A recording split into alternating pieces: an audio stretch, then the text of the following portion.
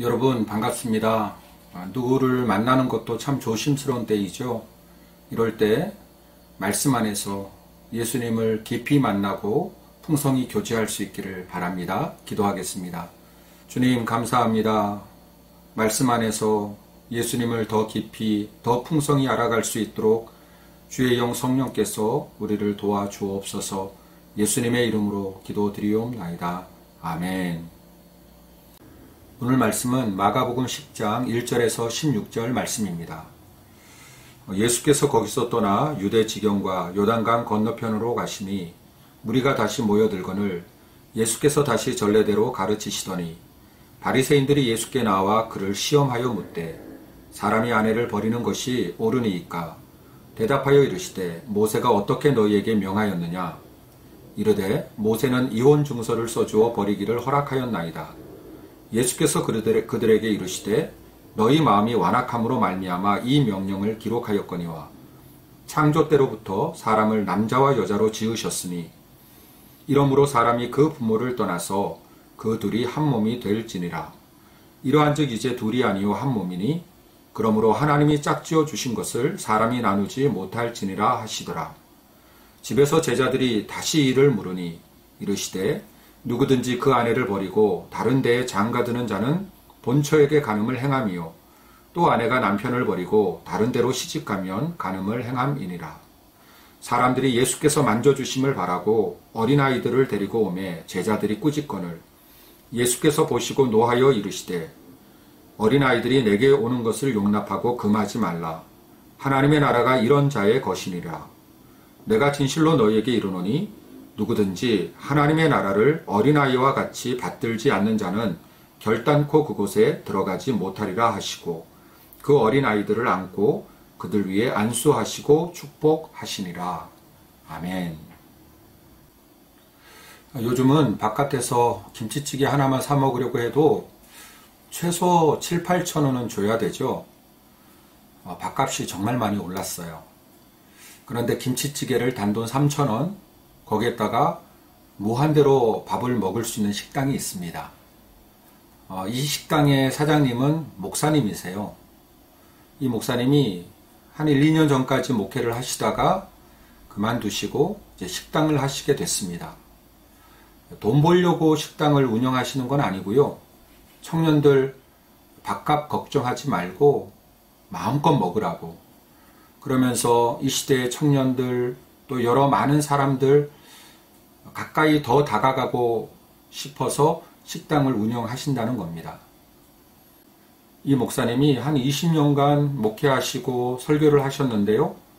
어느 순간 자신이 교회 안에서 또 목회를 하면서 예수님과 또 예수님의 말씀이나 가르침과는 정반대 방향으로 가고 있는 것은 아닌지 생각이 드셨다는 겁니다. 예수님은 낮은 곳으로 가난한 자들에게 그리고 세상 속으로 들어가셨는데 자신의 목회는 목회 경륜이 쌓이면서 더 안락해지고 더 안정되어 가는 것이 몹시 불편하셨다는 거예요. 그래서 과감히 목회를 접고 예수님을 따르고자 식당을 하게 되셨다는 이야기였습니다. 제가 이 목사님의 스토리를 쭉 들으면서 다 동의가 되는 것은 아니었지만 교회 안에서 그것도 목회를 하면서 예수님과는 예수님의 말씀이나 예수님의 가르침과는 정반대로 가고 있는 것은 아닌가 하는 이 목사님의 말씀이 참 마음에 많이 찔렸습니다. 그러면서 저 자신을 한번 돌아볼 수 있는 시간을 잠깐 가졌습니다. 여러분, 우리가 예수님을 따르는 예수님의 제자라면 이러한 질문은 한 번씩 우리 자신에게 되물어야 될 질문인 것 같습니다. 예수님의 제자는 예수님을 따르는 자죠. 따른다는 것은 같은 방향으로 가는 것이죠.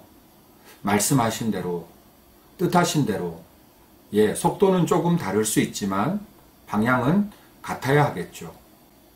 본문에 보면 예수님께서 유대 지경과 요단강 건너편, 이곳은 세례 요한이 활동했던 곳입니다. 이곳에서 하나님의 말씀을 가르치실 때 바리새인들이 나타나죠. 그러면서 예수님께 질문합니다. 사람이 아내를 버리는 것이 옳습니까? 이 질문도 세례 요한을 생각나게 하는 질문입니다. 세례 요한은 헤롯 왕에게 그 안에 버린 것에 대해서 책망하다가 헤롯 왕에게 죽임을 당했었습니다. 바리새인들은 이 일을 염두에 두고 예수님께서 어떻게 대답하실지 보면서 예수님을 공경에 빠뜨리려고 했던 것이죠. 그러니까 함정 질문이고 예수님을 시험했던 것입니다. 복음서를 보면 예수님과 바리새인들이 끊임없이 부딪히는 장면들이 나옵니다. 바리새인들은 항상 예수님께 율법을 가지고 들이밀었어요. 율법에 대해서 자기들은 자신 있다는 거죠.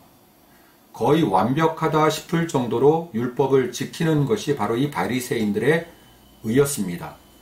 그런데 이 복음서의 저자 마가는 이 바리새인들이 어떻게 율법을 변질시켰는지 드러내주고 있습니다.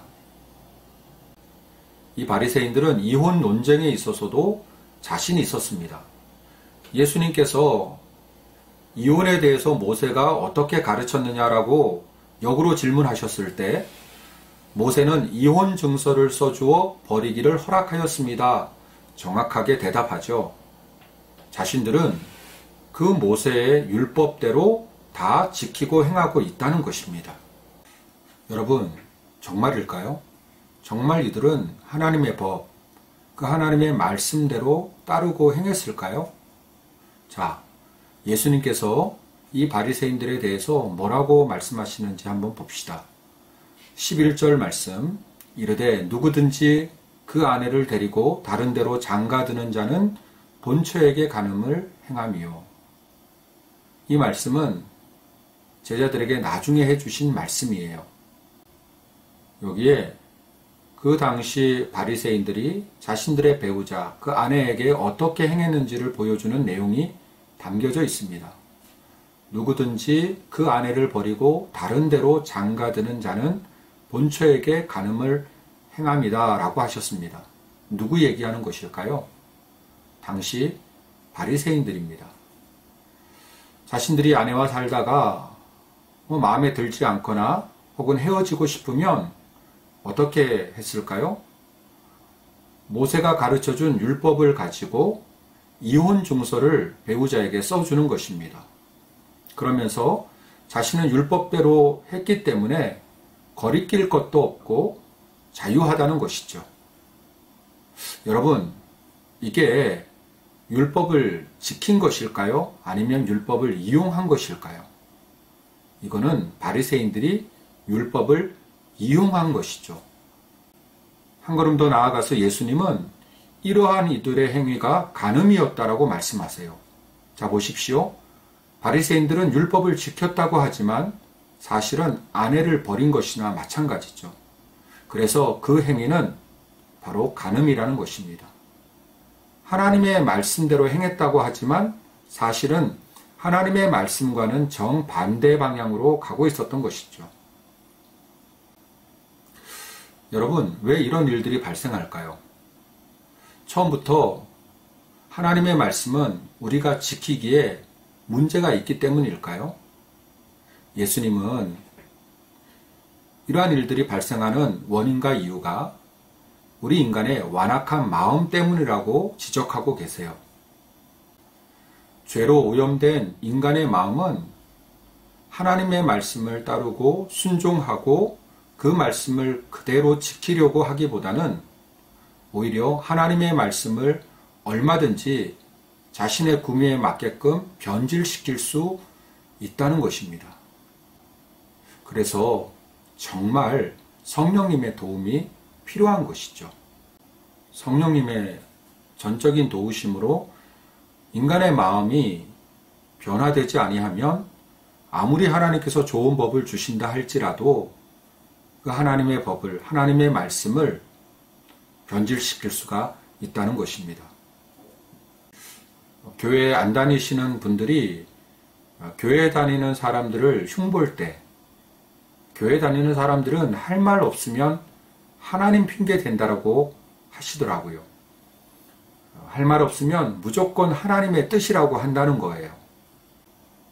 여러분, 우리는 내 입장을 합리화하거나 대변하기 위해서 하나님 혹은 하나님의 뜻을 남용하고 있는 것은 아닐까요? 프로크로스테스의 침대라고 들어보셨을 겁니다. 프로크로스테스는 그리스 신화에 나오는 악당이죠. 지나가는 행인이 있으면 친절히 유인해서 집으로 끌어들인 다음 자신의 침대에 눕혀보고 그 침대보다 키가 크면 큰 만큼 머리나 다리를 자르고 작으면 작은 만큼 몸을 늘려서 죽였다는 악당이죠. 여러분, 우리는 하나님의 말씀이 우리 안에 들어올 때 이 프로크로스테스처럼 내 구미에 맞춰서 말씀을 느리거나 줄이거나 재단하거나 변질시키려고 하는 그 마음을 얼마든지 가질 수 있습니다. 우리는 성령님의 도우심으로 마음을 새롭게 하여 하나님의 말씀이 가는 그 방향을 그대로 따라가는 참 제자의 삶을 살아가야 될 것입니다. 기도하겠습니다. 주님, 내 자신의 주장이나 생각을 합리화하기 위하여 말씀을 이용하는 자가 아니라 성령께서 우리의 마음을 매일매일 새롭게 하셔서 그 말씀에 우리 자신을 맞추어가는 순종의 삶을 살아가도록 도와주옵소서. 예수님의 이름으로 기도드리옵나이다. 아멘.